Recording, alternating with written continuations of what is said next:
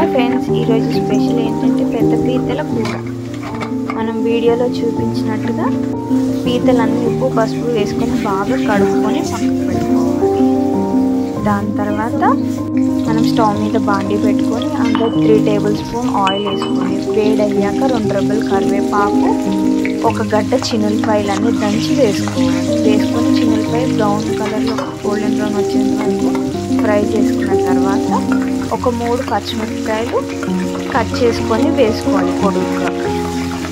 ఇవి కూడా వేగిన తర్వాత మనం 2 ఉల్లిపాయలు సన్నగా తరిగి పెట్టుకోవాలి. ఆ తరిగి పెట్టుకున్న ఉల్లిపాయలంతా దాంట్లో వేసి వేయించుకోవాలి, కొంచెం లైట్ గోల్డెన్ బ్రౌన్ వచ్చేంత వరకు. ఈ ఉల్లిపాయలు కూడా వేగిన తర్వాత మనం ముందుగా తరిగి పెట్టుకున్న 2 టమాటాలు కూడా వేసుకోవాలి. అవి చిన్న చిన్న పీసెస్గా కట్ చేసుకోవాలి టమాటోస్.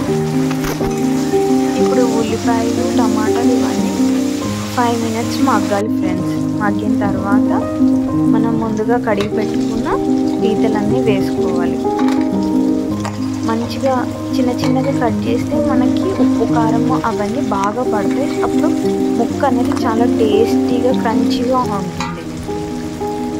అవన్నీ వేసుకున్న తర్వాత పీతలన్నీ 1/2 టేబుల్ స్పూన్ పసుపు మరియు రుచికి తగినంత ఉప్పు వేసుకోవాలి. వేసుకొని ఇవన్నీ బాగా కలిపి 2 మినిట్స్ మూత పెట్టి పెట్టుకోవాలి. దాని తర్వాత రుచికి తగినంత 2 టేబుల్ స్పూన్ కారం వేసుకొని మంచిగా ముక్కలకి అంతా ఉప్పు కారం పసుపు పట్టేంత వరకు ఒక 2 మినిట్స్ కలుపుతూ ఉండాలి.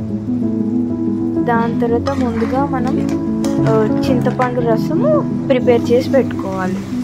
వీడియోలో చూపించినట్టుగా ఆ చింతపండు నుంచి అంతా గుజ్జునంతా తీసి ఆ చింతపండు వాటర్ అని ఆ పీతల కర్రీలో వేయాలి. ఆ వాటర్ని దాంట్లో వేసిన తర్వాత ఒక 5 మినిట్స్ మూత పెట్టుకోవాలి.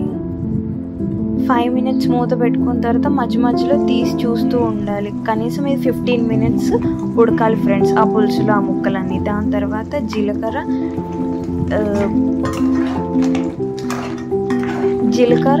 వెల్లిపాయలు దంచి వేసుకోవాలి. వేసుకొని ఒక 2 మినిట్స్ మూత పెట్టి లాస్ట్గా మనము తరిగి పెట్టుకున్న కొత్తిమీర వేసుకొని స్టవ్ ఆఫ్ చేసి దించుకుంటే tasty and yummy curry ready.